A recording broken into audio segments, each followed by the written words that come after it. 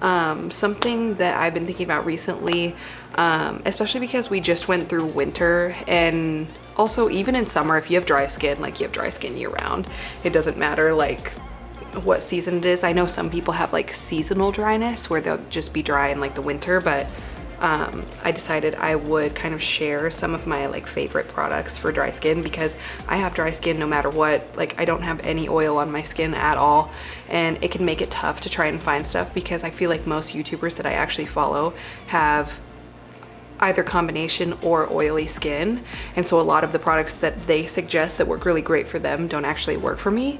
So I kind of collected and compiled a couple things, or not a couple, like probably like 10 things or something that I find help a lot when I'm doing my makeup to make sure that I don't look super dry. So the first thing that I really like is the Milk Hydro Grip Primer. You just kind of squirt out 1 to 2 pumps and you apply it underneath your foundation. It gets kind of tacky. I know a lot of people say it has like a really weird smell, but honestly, I don't notice anything. But I know some people are really sensitive to the smell, but it doesn't smell bad to me at all. It doesn't even really have a scent. But maybe that's just me. It's just the Milk Hydro Grip Primer. I really like it. I feel like I do actually notice when I don't use it that I don't look nearly as hydrated. So if I really want my makeup to last and look really good and not get dry and gross throughout the day, I really like to apply this underneath. And I think it makes it last like a lot longer than it normally would. So I really like this, and I definitely really recommend this one. I'll put prices and everything in the description box, but this one is great to put underneath your makeup. And then I kind of have 2 foundations that I flip-flop between that I feel like are 2 that I've never had a bad experience with. It just kind of, one is definitely more expensive than the other.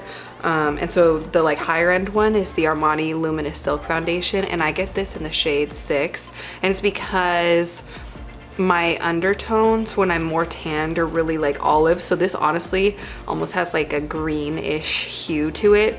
Not all of them have that though, but I will say that the shade range is really good if you have like more golden undertone skin. It's easy to find a shade. And then I think they also have a lot of like rosy and neutral undertone stuff too. So this I think is like $64 though, so it is really expensive.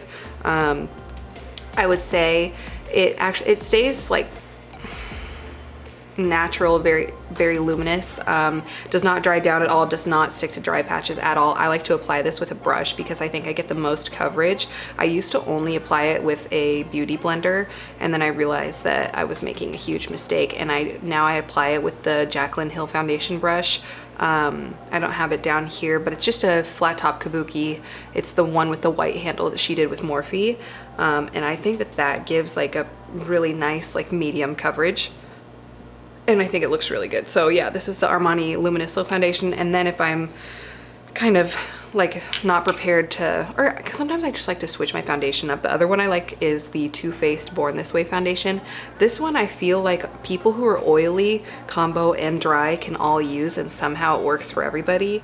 I have this in the shade Golden Beige. Again, a nice like, it's not nearly as like olive as this one, but I can still make it work and it looks really good. Yeah, it says medium to full coverage.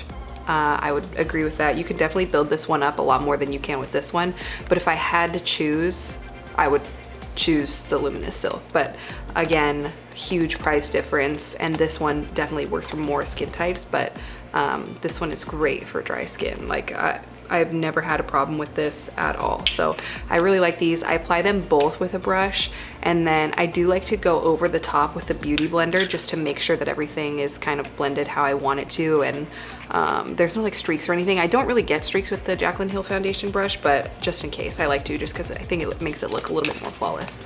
So definitely these 2. And then if you have dry skin, your under eyes I feel like are like the worst part. So the concealers that I honestly think are the best for dry skin thus far are the Born This Way multi-use sculpting concealer, and I actually buy it in 2 shades. I buy it in Almond and Butterscotch. So Almond is pretty light under the eye, like a really light golden color, and then Butterscotch is like a golden like bronzing shade. I just kind of use it in the contour areas. So the thing about it using it as a contour is a little goes a really long way. So you want to be very careful in how much you use.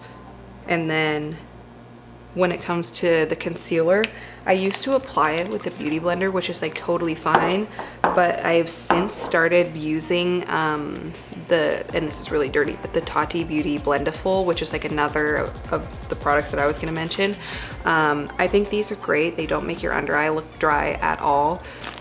I just want to talk about powder. So for powder, there are two powders that I feel like look the best on dry skin that I've found. So I like to use the Hourglass Veil translucent powder on everywhere but my under eyes. I don't actually use this on my under eyes. I feel like it looked kind of weird because it does have, and you can't even really tell, but it's more of like a sheen powder, I feel like. I just think it looks really good on your like the rest of your face, but for your under eyes, I think the best one that I found so far is the Cover FX Perfect Setting Powder. The problem with this one is Sephora no longer carries Cover FX. I don't know if any of you noticed that, but now I feel like you can only get it at Ulta or on the Cover FX website, and I shop significantly less on Ulta because at least for Sephora, I get the flash like 2-day shipping that Rouge gets. And so it's just easier for me to order everything off of there. I already have my cards loaded in and everything, so it's just way more convenient. But this is, I feel like, so worth it that I would order it off Ulta. And I literally barely have any left. I have like another tiny little sample size, and then I'm gonna have to get more. I think it makes your under eyes look so smooth and not dry at all, and I don't notice any mascara transfer. Like today I actually have some because I didn't use this, but yeah, no transfer at all. I think it looks really good. Nothing has looked this airbrushed at all for me for my under eyes, and I have a really hard time like finding powders for my under eyes, so I would say this one is by far the best one that I found. So then I just use this one all over my face, and then I just use this one under my under eyes. So I bought the Blendiful not thinking that it would be as good as it was, and I have yet to find anything that works so well for my dry under eyes than applying it with this and then using a good powder like Cover FX. So basically it is kind of weird how you have to use it, because I definitely picked up way too much powder to begin with the very first time I use it. So I just kind of like put it in like a little taco, and I'll grab some powder, and so like there I have some powder right there. I literally just take the palm of my hand, sorry my palm's kind of orange. I take the palm of my hand and I just try and like wipe it off and dab it off, and whatever is left on here is all you need for your under eye. And then I literally just take it and I press, and then I kind of do the same thing. I dip, I just rub it, tap, rub, and then I kind of do the other one. And then yeah, I'll kind of do this for like my chin, and then like right here, and kind of down my nose, and like maybe the sides of my nose or something, just so I'm not like the luminosity of this, and then also the like hydrating concealer doesn't get all weird. And I mean, this mixed with this for dry under eyes, it's like insane how well it works, because I don't know why these work so well. I've never even really tried a velour puff before, but these are like, I remember she said she was, or Tati said she was releasing like a game-changing product. These for sure, like since the very first time I used them with the powder products, I know that I will not be able to like let them go. The only shitty part is that mine did rip right here, and it was only after like the first time I used it, like I gently washed it, and so that kind of fucking sucks. But it's one of those things where I don't even care if it's ripped. It could be ripped, the whole side could be ripped, and I'm still gonna use it.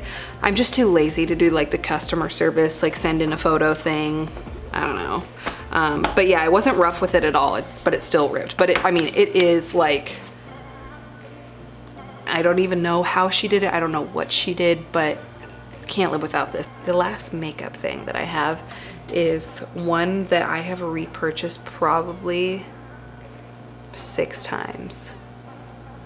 So this is the Morphe Continuous Setting Mist. I have like this random limited edition one, so it has like these little purple lights on it, but this I hear works great for people with oily skin too. But for me, because I do use powder products, I find by the end I will just take this and I just spray it all over, and it's an aerosol can, so you don't have to keep spritzing, and it makes your makeup basically look like your own skin, and it kind of melts all of the powder. It just makes your skin look so good, and I've recommended this to so many people because I think it works so well.